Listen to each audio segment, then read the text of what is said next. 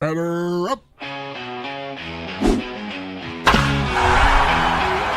and Chris, they're on the air. Yankees, Mets, they're everywhere. From the Bronx to Queens, the diamond gleams. MLB talk, the ultimate team. MLB is the place to be. Rob and Chris with the pitch you'll see. Swinging stacks and stories fly. Baseball talk that's amplified.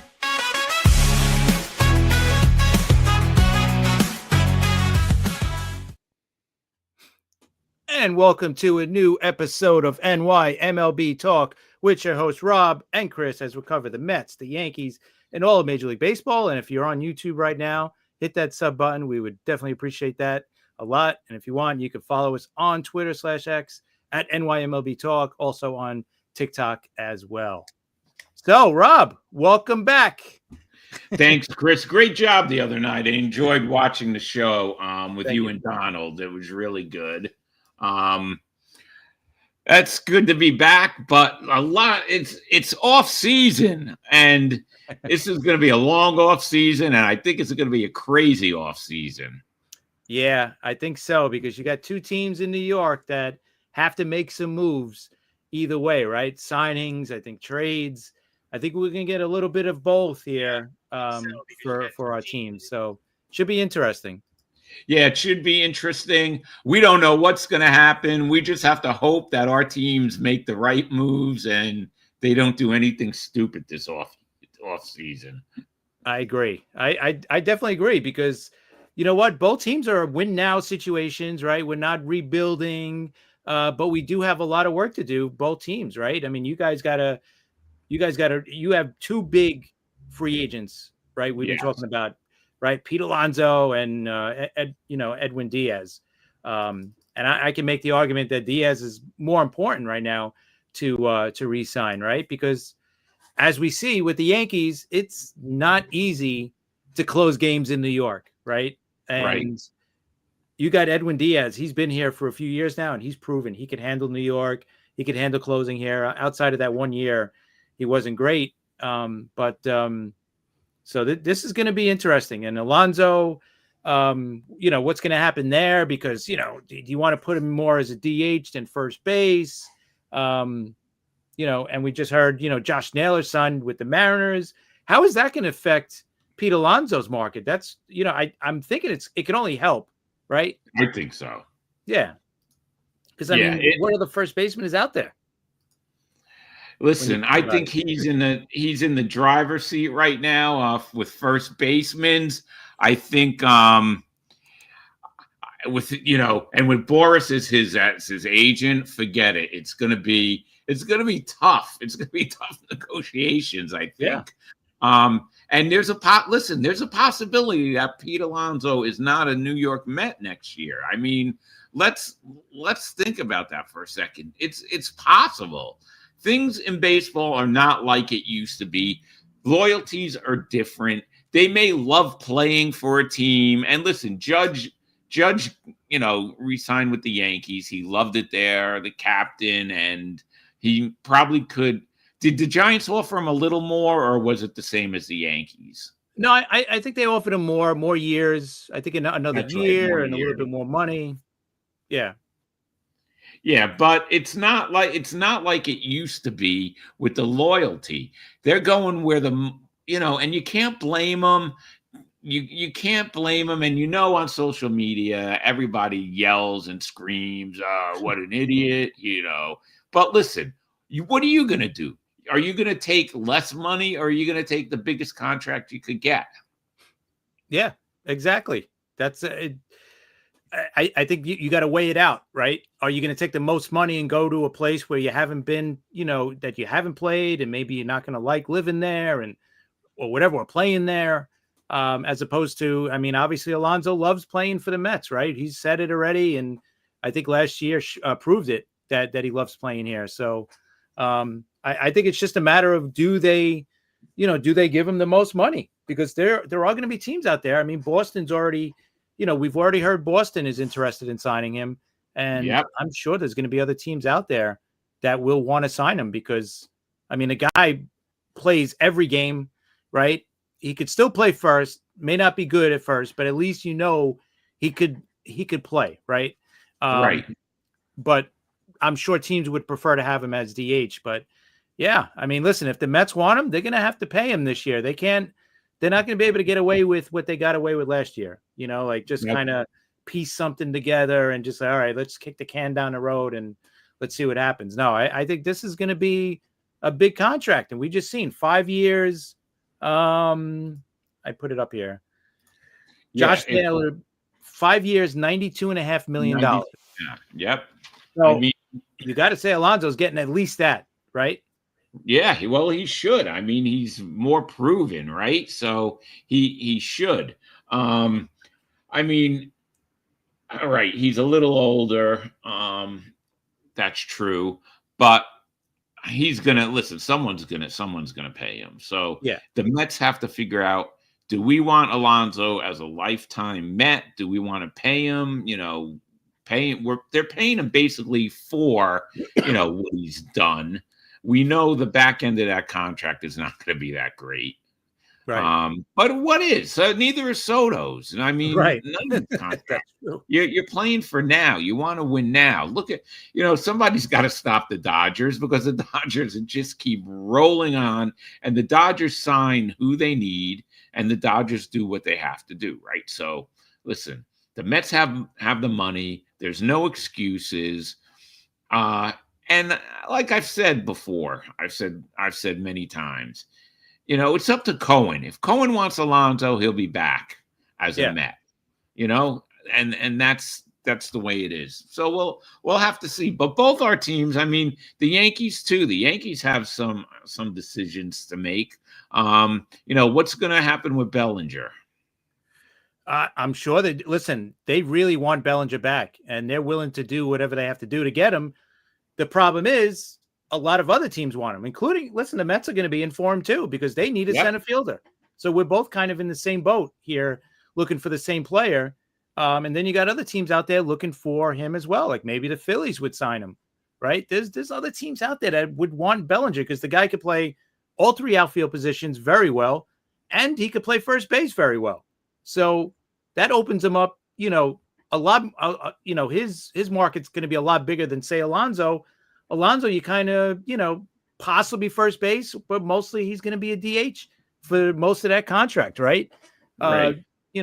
So Bellinger gives you both sides of the, playing both sides here. He's a great defender, and he's a pretty good offensive bat. Yeah, he had a couple of bad years in there, but, he's a former MVP. So, his market's going to be really well, and he's going to sign a decent contract. I think it's going to be bigger than a lot of people think it's going to be because a lot of teams are looking for him, and I think Alonso's going to get more than what people thought too in the beginning because of this Naylor contract. I mean, 5 years, $100 million. I think it starts there for Alonso, glove or not. I don't care. His offensive production, you can't find. No. And how are the Mets going to make that up? If you think about that, really, Right. And in Citi Field too, how are they going to make that up? There's a lot. Diaz, I think right now, Diaz is the most important because Diaz said, I love playing for the Mets. I love playing in New York, but if I get the right contract, I'll be happy somewhere else as long as I have a chance to win the World Series. So basically, he's saying, if you don't give me the best deal, I'll move on and I'll still be happy. And how could you not be happy with the money that he's going to get? And thank you, Maria. I appreciate that. But how are you not going to be happy? Right, exactly. I mean, and now you got Alonso. Think about this. Alonso, in his 7 years, he's averaging 42 home runs, 114 RBIs for the Mets. Yeah. And he plays the last 2 years alone, he's played every single game. Yeah, listen. The guy's never hurt. No, he's great. That's the type of player you want on your team. He wants to play. He loves New York. So just pay the man. I mean, just pay the guy. That's how I feel. Pay the guy. Right. He's going to be 31, I think in December. So you're paying him for, right, if it's a 5-year deal, you're paying him for his age 31 to 35 years or 31 to 36. if you have to give him an extra year, maybe make it an option year, a mutual option year or something. But I think the Mets got to get this done because, like you said, how are you going to replace him, especially when you look at some of the options at first base that are free agents. I mean, I guess I could throw Bellinger in there because he could play first if you want to sign him there. But after that, it's Ryan O'Hearn, Josh Bell, Paul Goldschmidt, Reese Hoskins, Carlos Santana, Justin Turner. Those are the names. So they're not Pete Alonso. They're not 40 home run Pete Alonso. So that's I think the Mets are in they've kind of painted themselves in a corner with him and Diaz. At least with Diaz, there are other options to close. Like there are other closers out there, but the problem is, like I said, can they do it in New York? And Diaz has proven that, and that's worth a lot of money because unfortunately, Yankee fans know we've seen it that not every guy could close in New York or pitch in New York or play in New York, right? We've both seen that actually. So, he's definitely going to get a lot of money too, Diaz, because this is his last year to probably get that big multi-year deal. Yeah, I agree, and you can't blame the guy. Speaking about relievers, today it came up that the Mets are interested in Devon Williams. Speaking of guys who couldn't get it done in New York, but what? No, thank you. So you're on the fence, Rob, about that. Yeah. Well, how do you feel? Listen, would you want the Yankees to re-sign him, to sign him? Okay, there. We saw how he pitched. And then they're saying, well, he didn't pitch that bad. I don't know. You know what? Well, think of it this way. The Yankees probably don't want him back either because they would have gave him that the qualifying offer, right? That's right. If they really wanted him, and they didn't. So I think that kind of shows you that the Yankees, we might take him back if we get him for a lower price. But right now, I think he's gonna get a decent contract too, because other teams are gonna remember, like, hey, this guy was really good before this year, and according to some of these analytics, his numbers were pretty good. His pitches were pretty good. He was basically unlucky last year. All right, whatever. Yeah. We could say that in a different way, but but no, I don't know. I would stay away from him. So here's the other thing. Like maybe the Mets would sign Devin Williams and the Yankees sign Ryan Helsley. Well, they might, because he's not gonna come back to the Mets, and maybe that's a bit of a change for him. It's still New York though. Now, what happened to him? Is it because it was New York, or we've had a couple people tell us, well, we saw that he was declining a little with the Cardinals before he got traded to the Mets. Right. I don't know. Maybe a little change of scenery, but like Yankee Stadium's, crazy too. So right. The first couple of outings, if he blows, well, he'll probably be the setup guy because you got Bednar, so he'll be the setup guy. But if he gives up runs and stuff, and they start going nuts, he'll be in the same situation. So I don't know, but I could see the Yankees probably going after him. Possibly, yeah. I just think he's another guy that's going to get closer money, right? I think Devin Williams will. I think Ryan Helsley will. So if you're going to bring him in to be your setup guy, you know what? You're going to have to pay him a lot of money either way. So I think he wants to be a closer though. And that might have affected him too, coming here and not being a closer. So maybe he signs with a team that wants to use him as a closer, but who knows? There's like so much, there's so much this offseason, and Seattle making the first move so quickly, I think that just set the pace now, Hopefully things move. I think they were smart to get it. This is the guy they wanted. Hey, let's sign this guy, give him offer him up something decent. Maybe he would have got a better deal if he waited, because then, you get out in the market, other teams are bidding for you. Maybe he was like, hey, you know what? I love it there. I'm happy. 5 years, what is it, 92.5? I'll take it, Yeah, definitely. So also came up today that it looks like the Mets are going to DFA Frankie Montas, which goodbye. I mean, he's not going to pitch anyway next year, right? Right. I think so. I think he's out all season. So either way, I mean, this is just a 40-man spot, I guess. So they don't have to IL him or whatever. So yeah, it's going to go down as one of the worst signings ever, because what did he pitch last year? A handful of games, whatever it was. And then he teased you because the first game he pitched when he came back, he pitched a decent game against the Braves, and you're like, well, maybe things are going to be different. But yeah, the next start, forget it. Back to the old Frankie. So goodbye. That's another thing of Stearns thinking he's going to catch lightning in a bottle again, and it didn't happen. And from when he pitched for the Yankees, that was a stupid signing. Yeah, it really was a stupid signing.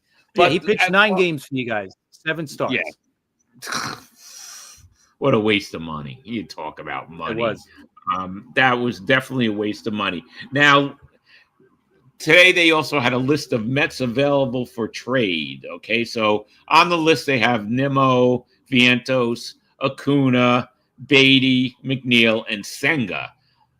All right, Nimmo has a no trade clause, right? So Nimmo's probably not going anywhere. Probably, yeah. Beatty, he's just coming around. So what does that say? I don't know. Beatty was looking good. I think, to be honest, if they trade Beatty, they're probably leaning towards they're going to sign Bregman. Right? Yeah, I think that's what I'm thinking too. Which, I'll be honest, if it works out that way for you guys, I think he's the perfect guy to put on the team. I would love to have him on the Yankees.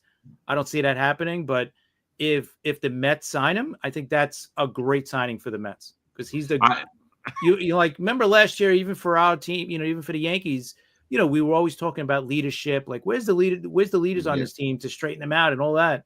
You know what? You're not going to have that problem with Bregman on the team. Bregman will keep these guys in line, right? He's been through it all that stuff. He's been through World Series games. He's been through like being the most hated player in baseball, or one of the most hated players in baseball, playing for the Astros. So I think that's a great signing for the Mets if they could get him. Yeah, I agree with you. And hey, Joe Dell, how you doing? What's up, Joe? To see you out there. Thanks, Joe. Yeah, I agree with you. I would love to see him as a Met. I really would. They need that clubhouse leader. People thought Lindor was going to be that leader in the clubhouse, but I don't know. I don't know what's going on in that clubhouse. Alonso, and I have background. Sorry about that. It's all right. Something's going on.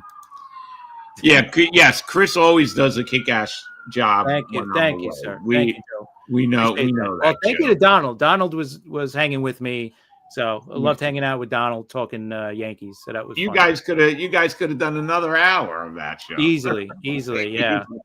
So much to talk about in the off season. Yeah, but anyway, getting back to this. So Vientos, I'm not going to cry about Vientos. Maybe he needs a change of scenery. And where does he play? That's the thing too, right? Like he's kind of positionless, and with him, you're probably going to have him as your DH, or what is he going to rotate in and out of third and first? So I don't think he has a definitive role on the team. So it kind of makes sense to trade him. And Beatty, listen, if they could still sign Bregman and move Beatty to second, right, and then try to move Vientos and McNeil, right, or keep McNeil as like a utility guy. Yeah, and I don't know. I think McNeil's time may be up. We need a modern Keith Hernandez. That would be, that would be Bregman. If you sign Bregman, that's the kind of impact you're talking about. That's exactly when Hernandez came over, former MVP, won a championship, all that, leadership, and that's what you're getting with Bregman.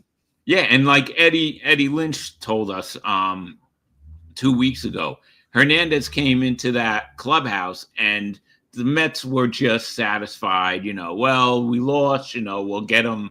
We'll get them next time. Hernandez went into that clubhouse and said, "No, we got to win every day.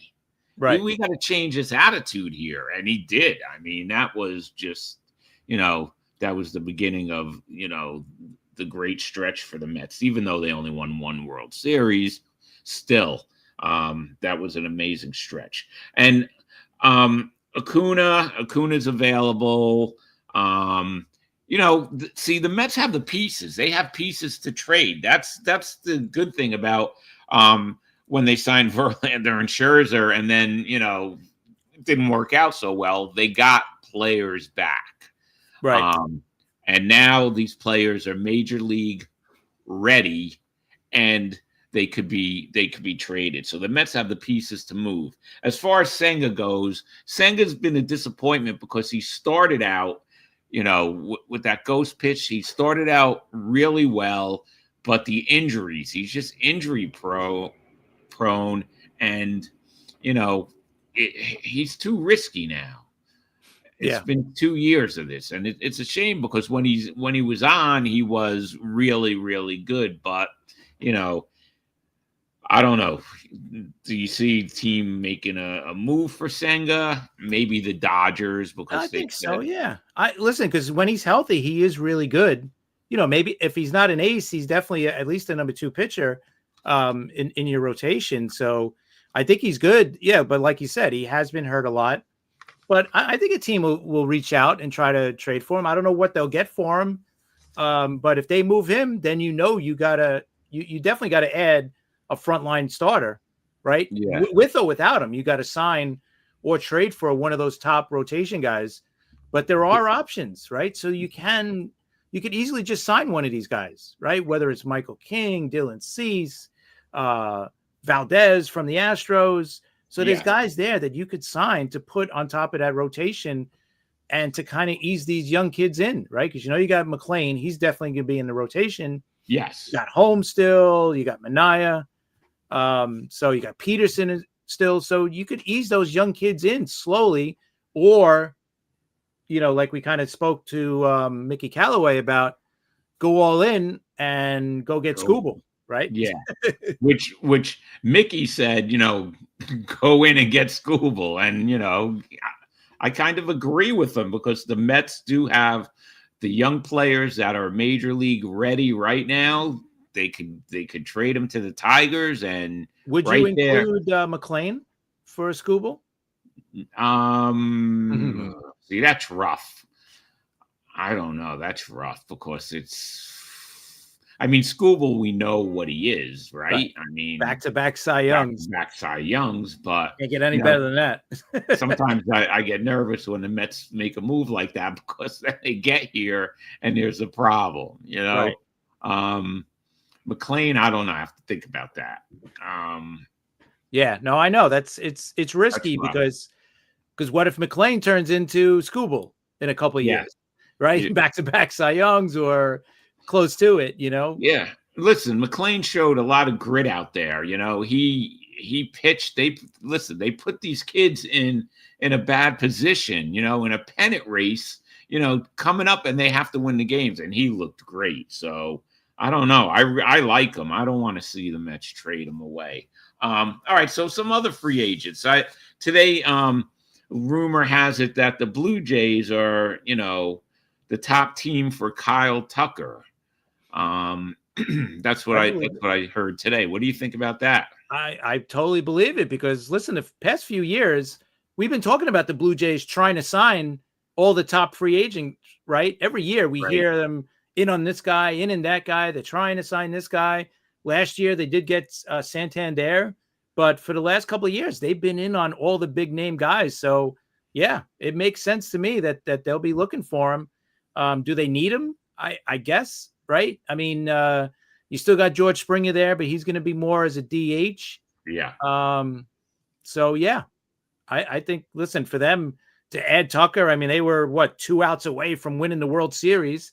So you add a star player like Tucker. Yeah, that would be huge. And the other thing, you're keeping him away from one of your division rivals, the Yankees, because the Yankees might.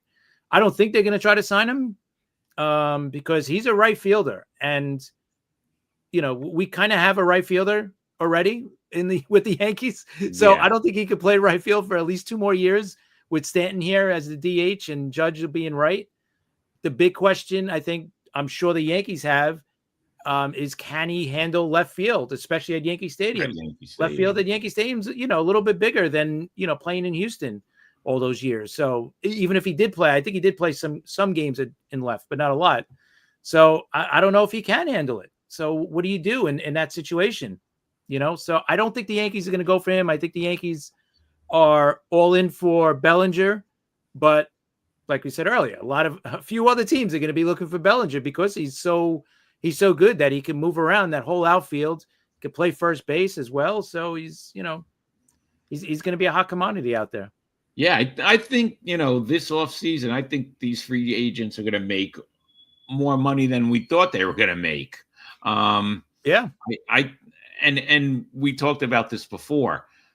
How's all this going to affect the possible work stoppage after next season? Well, you got to think of it this way, right? From the owner's point of view, right? Forget about the players for a second. We'll look at it from the owner's point of view. Like, they know even if there's a work stoppage, it's going to come back, right? There's going to be baseball again, right? That's number one. Number two, they know whatever situation it is, who cares? Like, if there's going to be a salary cap, they'll figure it out, right? If they have to move somebody or whatever. But so I don't think it's going to affect them that much on what they do. And the players, they'll want to do it, because what if in another year, you do get a salary cap and teams are going to be like, all right, we can't sign this guy for, 40 million, maybe just 30 million. Not that should make a difference, but you know what I'm saying? Like, it might affect how much these players get. So I think players are going to push to get as much as possible this year, because next year things are going to change possibly, or it might stay the same, right? It might be the same, salary tax or whatever it is and all that stuff. There may not be a cap. I think I would think possibly there's going to be a cap. I know people are like, there's no way the players are going to okay it, but you got to remember, if you give them more of a piece of the pie, right, in revenue and stuff like that, that might change a lot of these guys' views on getting it. Raise the minimum wage. Not that minimum wage for baseball players is that low. It's almost 900,000. Right. But if you raise it to $1 million to start, all right, maybe all those bottom feeder players will be like, hey, I don't care about a cap as long as I'm getting more money. They don't get, they don't care. I'm never going to make $30 million, so who gives a crap, So that's true. So that's the thing. So you gotta, we might see it or we might not. That's the whole thing. But in the end, the owners don't care, because they'll be like, hey, we'll, we're still in control. We'll do what we have to do. So see, but the thing is, if there's a work stoppage and it's a long one, all the Major League Baseball has come back. Right. More people are watching it again. This postseason has been the most watched postseason since 2017. I know. The numbers are up. The numbers are going up. And what are they going to do? They're going to screw it up. And here we go again, where people are going to say, you know what? Screw baseball. I've had enough. This is ridiculous. They get too much money. They're paid too much money to play a game. You hear all that crap. Right now, people are going to games. They're spending money. And the ratings on TV, Fox was very happy. And think about it, for the World Series, it was Toronto. Okay, that was a whole country rooting for them. Toronto, LA Dodgers, and the numbers were, they haven't seen those numbers since 2017. And I'm sure the international numbers were crazy because of Ohtani being in the World Series again, right? Yeah. And Yamamoto. Yeah. So yeah, I mean, I hope there isn't a work stoppage. Hopefully it doesn't. Listen, I'm sure there's going to be some sort of stoppage, next year around this time. I'm sure something's going to happen. The thing is, hopefully they figure it out within 2 months or so. Yeah, I hope. Right, and there's no missing games and stuff like that. That's what I'm hoping for. And I think in the end, cooler heads are going to prevail. Like smarter heads, they're going to be like, all right, let's not screw this up. We're billionaires, millionaires, all that stuff. Let's not mess this up. Right. Yeah. I mean, too much greed, destroys things, as we know. So, yes. Well, hopefully we'll see that. Now, I wanted to bring up something. So Don Mattingly resigned from Toronto, right? As the bench coach. So eventually, because everything's set now, right? Do you want to see him come back to the Yankees in any capacity? I would love it. I think, to be honest, as a hitting coach would be great. That's and it. Like Dan, I agree. Dan just brought that up. There you go, Dan. And you know what? I'll agree with him on that. And also, to me, more important than just as a hitting coach, as a defensive coach, to help out Ben Rice at first base, right? Because Ben Rice has to become a better fielding first baseman, right? He wasn't that good last year. And if they're going to put him there, he's got to get better. I'm sure he's working on it as we speak. But you know what? To have one of the best fielding first basemen we've ever seen help him, I think that would be enormous. And I'm sure Vladimir Guerrero got help from him because he's gotten better the last year, right? He looked really good in the playoffs. He made some nice plays at first. So, I would love it. As a manager, I mean, I don't know if he'll come back as a manager, but as a coach, that would be great. Hitting coach, first base coach, bench coach, anything. But as long as he's on the team and he's helping Ben Rice at first or whoever else we got at first, I think that would be awesome.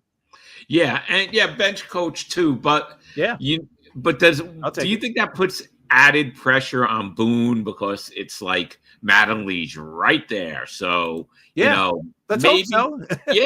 I agree with you. Mattingly's right there. So listen, he could slip right into that position, managerial position. I like that. I like that. I like that part of it even just as much as the other elements for bringing him back. Yeah, to put a little pressure on Boone, like put pressure on that guy, light a fire under him to make you like, oh man, if I don't win, they're gonna, the calls, they boo him in April, right?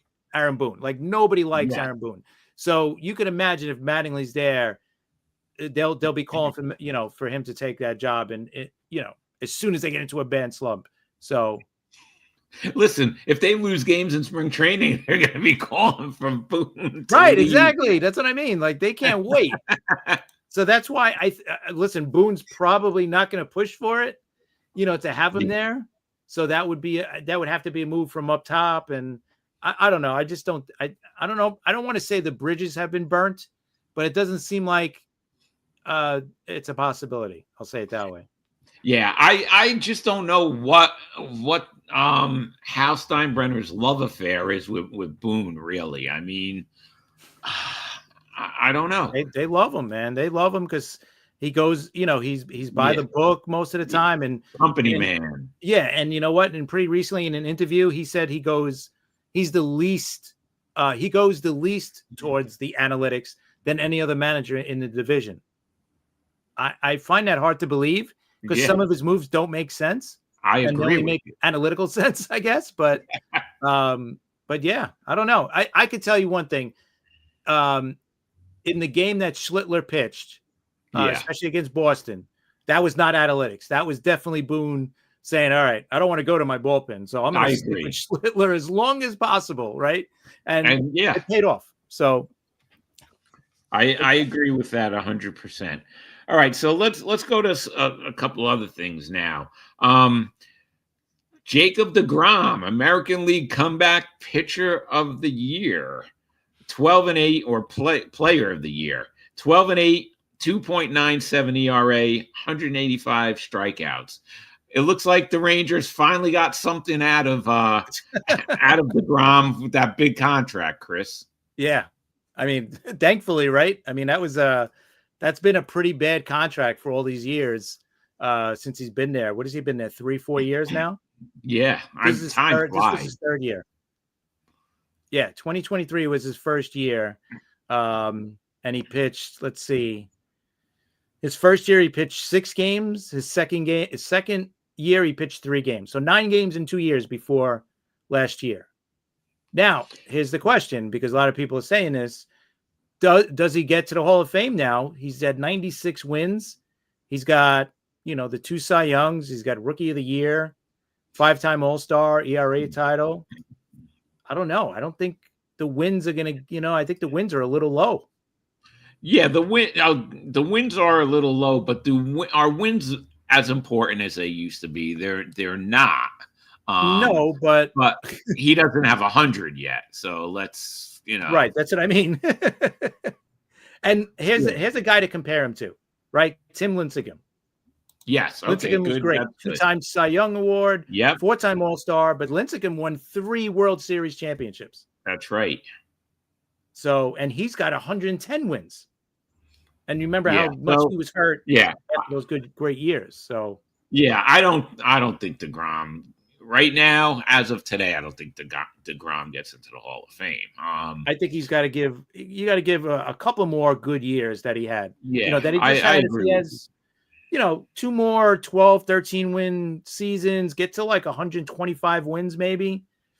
Yeah, the Mets, the Mets never scored for DeGrom. I mean that was a big problem. And in the National League, Ronald Acuna Jr. wins the National League Comeback Player of the Year. He hit 290 with 21 home runs, and what is it? Only 42 RBIs.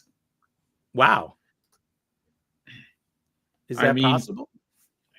Is that what it is? I don't know. I have that written down. Did I copy that wrong? You're looking that up. I'm going to say this is 21 and 42. Yeah, 42 RBIs. Wow, that's low for RBIs. I mean, yeah, it's crazy. But he's the second. Yeah, he played less than 100 games last year. Yeah, that's why. He's the second consecutive Brave to win. Chris Sale, if you remember, won it in 2024. So that's 2 Braves in a row. And talking about the Braves for a second, they hired Jeremy Hefner, right? Which people are saying, that could be a smart move for Diaz being on the market because Diaz loved the guy. So that should make Met fans a little nervous. Absolutely. And we know the Braves need a closer, right? Their closer last year was Iglesias. So yeah, it makes a lot of sense when you think about it. If that could help them get it. Why not? The Mets cannot let Diaz go to the Atlanta Braves. That's one place the Mets cannot let him go. So they have to do what they have to do. That's why Diaz, they're like neck and neck. What's more important, Diaz or Alonso? Diaz is very important, because like you said, he knows how to pitch and he could handle pitching in New York in the pressure situations. So, and Dan says we'll never see a 300 winner again. Yeah, you're right. As of the way things are going now, we won't. We may never see another 200 game winner, right? I mean, outside of obviously Kershaw, Verlander, and Scherzer, those guys. After that, maybe Chris Sale. I know Chris Sale is going to get the 3,000 strikeouts. Yeah. That I know he'll get because he's at 20. What is he up to? He's at 2579 strikeouts. So if he could stay healthy for 2 or 3 more seasons, he should get it. 3 more seasons he needs probably, but he's only got Chris Sale. Think of how great Chris Sale's been, and he's 36 years old. He's got 145 wins. So I don't even think he's going to get 200 wins. Yeah, I don't think so. But if he gets 3,000 Ks, you got to put him in the Hall of Fame.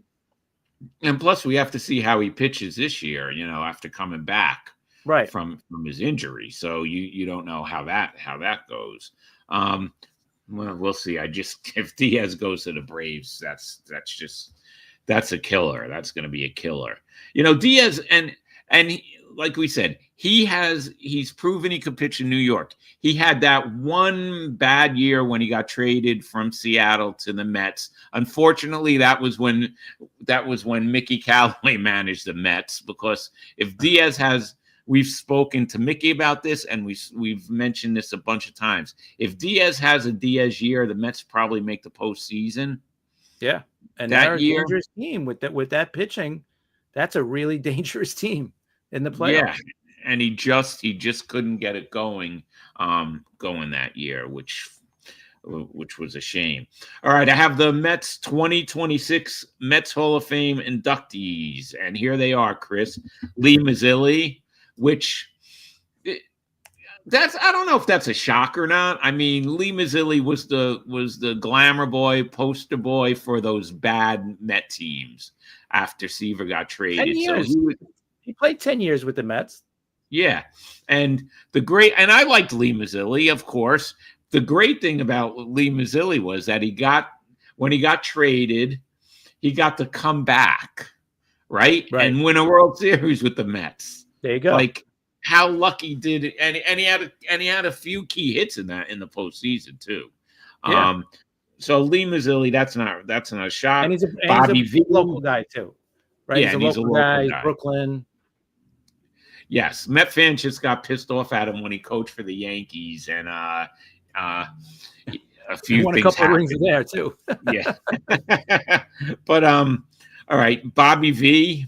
That's no shock. Bobby V deserves to be in the Mets Hall of Fame, definitely. I love Bobby V as a manager because he was great. He, made the postseason 2 consecutive years, did crazy stuff with the mustache in the dugout after he got thrown out of that game that time. Right. It was crazy. And he follows me on Twitter, so I like Bobby. There you go. There you go. And the third one is Carlos Beltran, of course. Listen, the best center fielder in New York Mets history. He has to be there. You cannot judge the guy on one at bat, on one strikeout. No. Okay. No. I mean, it was bad. It was bad. I was there. It sucked, but you can't judge him. And that's what Met fans just booed him and judged him on that one at bat for so long, and they didn't appreciate what they had. Right. And that's another guy. 7 years with the Mets. I mean, all great seasons too, right? With you guys.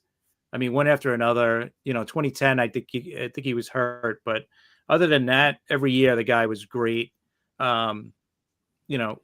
All-Star 1, 2, 3, 4, 5-time All-Star with the Mets. Couple of 3 Gold Gloves, Silver Sluggers. So I mean that guy's and we'll talk about it in a minute about getting into the Hall of Fame. I mean that's another thing. He's probably going to be a Hall of Famer, I would think this year, right? At least that's what it's looking like. Yeah, it looks like it. I hope so. And he's paid for the Astro cheating scandal now. I think it's way past that. So, and let's think about this for a little while. How many players have not got caught cheating? Right. There are cheaters in the Hall of Fame. Should I say Gaylord Perry? Should I say Phil Niekro? I could go on and on and on. But he got caught, and it was a big scandal because the whole team was involved. Right. It was just crazy. But, teams have been doing that. They've been stealing signs. They've been doing this stuff since baseball started. So he paid the price, and he deserves to be in the Hall of Fame, and he deserves to be in the Hall of Fame as a New York Met. And I blame Manfred more than anything. He should have just vacated the championship that season, and that would have been it.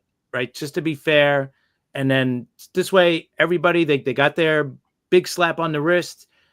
Everybody got penalized for it, and that's the end of that. Instead, nobody got any kind of penalties for what happened. I know the manager, he got fired. All right. Beltran, he was going to get the job with the Mets, and then they released him right after that. So listen, they all got slaps on the wrist, but in the end, they're still World Series champs. And I think any player or coach would do that. Yeah, I agree with you. So, speaking of cheating, let's get to this Guardians mess with Clase and Ortiz. We've touched on it before, but more has come out. And you're right. Just what, Chris? Tell everybody what you think that Major League Baseball and DraftKings should do first of all. Right. Well, I think they are doing it. They're limiting the prop bets, right? Yes. I was saying get rid of the prop bets totally, but supposedly they're putting limits on the prop bets. I think you can only bet up to $200. I forgot what the amount was, but it wasn't a lot of money. Okay. So I think that's going to help out. But I would have got rid of the prop bets totally, right? You don't need that. You don't need first pitch is a strike or first pitch is over 95 miles an hour or something. Stupid props. They could have just eliminated them, but they obviously didn't. So, those are so easy to control too. Throw a wild pitch or and look what happened. Let me just see what look at the last strike of Bellinger. Yeah, exactly. I know that was bad. That was. We did look at that whole series. That the whole offense was totally quiet, other than Judge. But yeah, we don't have to talk about that again. But anyway, Clase, what is he doing? What the best closer, arguably one of the best closers in baseball, right? And he's throwing a pitch in the dirt and making these stupid bets for how much money? For $8,000, $10,000? Does it make any sense to you? It doesn't, especially Clase. Clase is like the best closer in the game.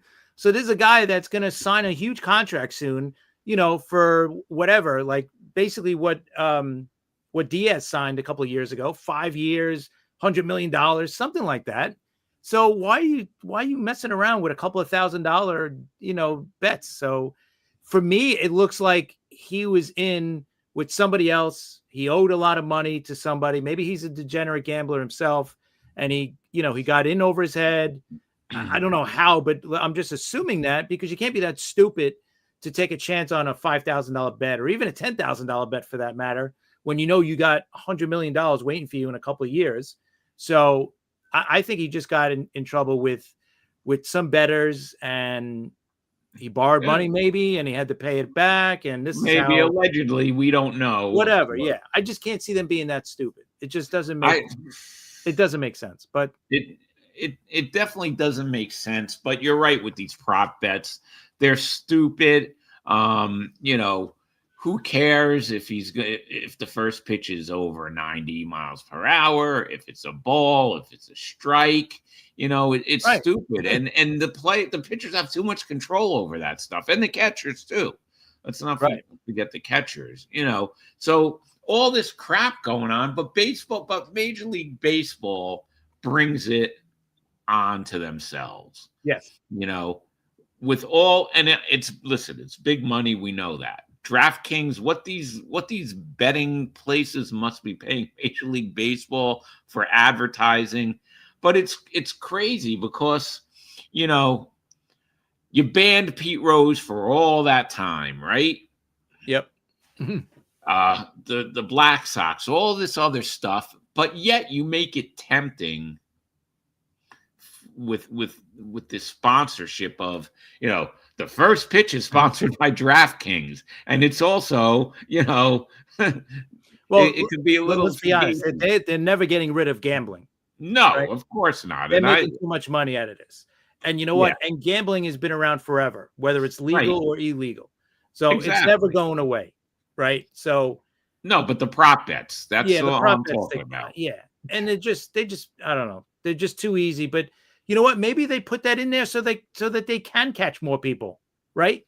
Maybe this is a way, because if they're stupid enough to do this and then go through a legal betting thing to, you know what I mean? Like if they're that stupid, they should get caught. Yeah, right? Exactly. Listen. I agree with you 100% on that. So we'll just have to see what happens. Of course, both their lawyers say that they're innocent, but we will we will see. And Dan says, I think they shouldn't be advertising you're opening Pandora's box. Yeah, Dan, but like Chris said, it's too much money. They're not giving up Way that too money. much. No Ridiculous way. money. Ridiculous money. Like hundreds of millions, of dollars that they're making from these betting things. So, It's they're not going away, unfortunately. They're not giving up that money, but there should be. Listen, they're going to have to make example out of these guys. They have to really make an example out of players so that they don't get tempted to do this. Right. That's the other thing. Exactly. I think you hit it right on the head there, that they have to make an example so that these players don't do it, because you're going to see more players go, hey, all right, you know what? If let's bring him up. If Ohtani could get away with it, why can't I get away with it? Right. I know he's the superstar and there was no way he was going to get, pinched for this, but you know what? Other players, if these guys come back at any point, I think a player's going to be like, hey, you know what? Maybe it's worth it. Yeah. So I think they're going to make an example out of these two. Class A, really, it's stupid because, like you said, one of the best, if not the best, relievers in baseball. The guy was going to have his next contract was going to be amazing. Yeah. And he blew it. He blew that. Ortiz, he's young. We don't know what he was going to be really, but just stupidity all around. They're going to have to make an example. They got to stop this because you can't have this stuff affecting games. I don't care if it's the first pitch or the last pitch of a game. You just can't do this. I mean, no. Now I'm sure they reviewed every game that he pitched in and to see what the first pitch he threw looked like. He had one more year left. Think about this. Next year, he was going to make $6.4 million. Then the next 2 years were club options at $10 million apiece. So he just threw $26 million away on top of whatever he lost this year. Yeah. And whatever future contracts that he would have signed. He would have become a free agent. Think about this. He would have became a free agent after 2028, and he would have been 30 years old, or he would have been going into his age 31 season as a free agent. Now, Diaz is 31 himself this year, or 32, right? Right? Yeah. Yes. So think about it. He would be in the same position as Diaz in a couple of years. Right now, he would be in that position. And think of that in 3 years, 4 years, you're talking about easy 4-year contract, $100 million he threw away. Think about how much money this guy threw away. Now he's going to have nothing because he's going to go to jail. They said they could go to jail for over 40 years. I don't think they're going to do that, but still. That's a long time. And Dan, they have, that the no betting thing already. So it wouldn't be in your contract. You don't get paid. So yeah, you don't get paid. But listen, we'll just have to see what's going on. Now, before I get to future shows and stuff, do you have anything else you want to say? We could talk about the Hall of Fame that was released, right? Yeah. The Hall of Fame was released, the Hall of Fame ballot. There's no good, not good. There's no first ballot Hall of Famers on the first ballot guys that have, you're talking about guys like Cole Hamels, really good, but I don't see him as a first ballot. No. Ryan Braun, Alex Gordon, Edwin Encarnacion, Matt Kemp, Daniel Murphy. Yeah, no. There's nobody there, but the guys that have been held over, I think those are the guys we got to talk about more. Like Beltran got 70% last year, and this is going to be his 4th year on the ballot. I think he gets in, right? Yeah, I think he gets in. Andrew Jones, this will be his 9th year on the ballot. He got 66% last year. That's going to be tough. Yeah, it's going to be tough. Another 9%. I don't know. That's going to be tough.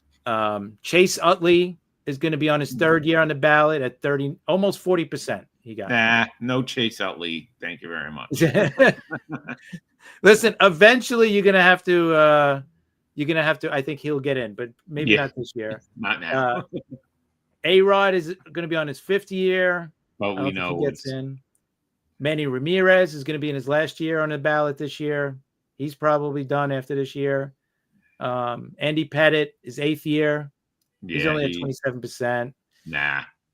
An interesting name to look for, especially for guys like DeGrom and even we mentioned Lincecum, is Felix Hernandez, because he had a pretty good career in Seattle. Yeah. Right. But he had 169 wins. So we have to watch that, right? It's only his 2nd year on the ballot. Then you got Bobby Abreu. I mean, that guy had a really great career. But you know what? The career number, like the home runs weren't there.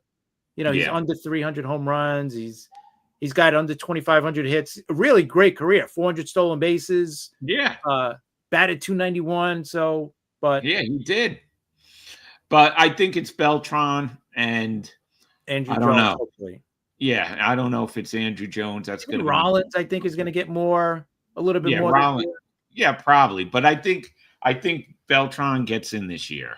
So I think he's the one that gets in. He may be the only one that gets in this year. You're right. I don't know if Andrew Jones is going to jump. What you need 75%, right? Yeah.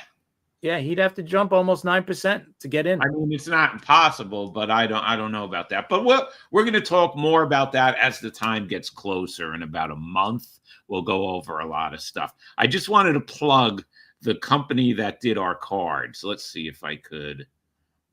Okay. That's tough with this background to get it. But yeah, because it mixed in. But look at this card. They did a great job for our cards. And then the front is our logo and the back is TikTok, X, and YouTube. So we have these cards that are going to go out. We've been putting them everywhere. They're beautiful cards. They were done by Royal Press, 1267 Forest Avenue in Staten Island. I'll tell you, they did a great job on our cards. I couldn't believe how good they are. And if you were on a cruise last week, you probably picked one up attached to a duck. Attached to a duck. Yeah, that's funny. Yeah, a lot of people got our cards, and we got some subscribers. So I just wanted to plug them because they did a really good job. Yeah, I mean, they came out great. When you sent them to me, I was like, wow, these are great. Yeah, so we have these cards. Well, if anybody wants a card, let us know, and we'll send it out to you. I'll send it out to you. They're really cool. But anyway, all right, so the rest of the schedule. We have a bunch of guests coming on throughout the next week. We have a bunch of baseball book authors starting next week. Friday night we'll go over that. We'll tell you who's coming on. So Chris, we have a lot of pretty good guests coming up. Yeah, I'm looking forward to it. Anytime you could get guests that want to talk baseball, whether it's baseball history or baseball now, I'm all for it. I love talking baseball, and it's been great. On this show, we've had great guests. We've had, the mother-son we had last week was great, right? Going to all the stadiums, giving us a lot of info about all the stadiums. That was a really cool show. We've had, magicians. So we've had a little bit of everything. We've had a puppet. So we have had ex-major leaguers and managers too. Yeah. Oh, by the way, right. And Dan, I'll get you a card. Don't worry, I'll get you a bunch of definitely. Cards. So definitely. All right, Chris. So Friday night, I don't know who our guest is yet, so we're working on it. But Friday night, we will be back at 10 p.m. To talk. And hopefully, we'll get some more hot stove talk. Hopefully, we'll get a signing or two. By the way, we'll update it quickly. The 2 Japanese players, Okamoto, the first baseman, third baseman, will be posted tomorrow. Yes, and the pitcher, Imia. Yep. Imia, right? Yes, he's going to be posted tomorrow, and I think teams got till January 3rd, 2nd, the 4th, 3rd. Okay, January 3rd to sign them. So we might get some news about those guys, because those are 2 guys that are definitely going to be coveted by a lot of teams. Imia could be a number 2 starter. Okamoto, first baseman, third baseman, good glove, decent bat, hits for average. So look out for those guys. You know, both our teams are going to be looking for those guys, I believe. So we'll see. Yeah, we definitely will see.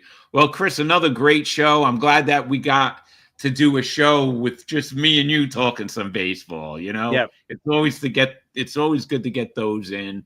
And I want to thank everybody out there. You know, we got a pretty good amount of people for a Tuesday at 3 p.m. You know, we're ending with a decent amount of people, so we appreciate you out there. And we will see you Friday night at 10 p.m.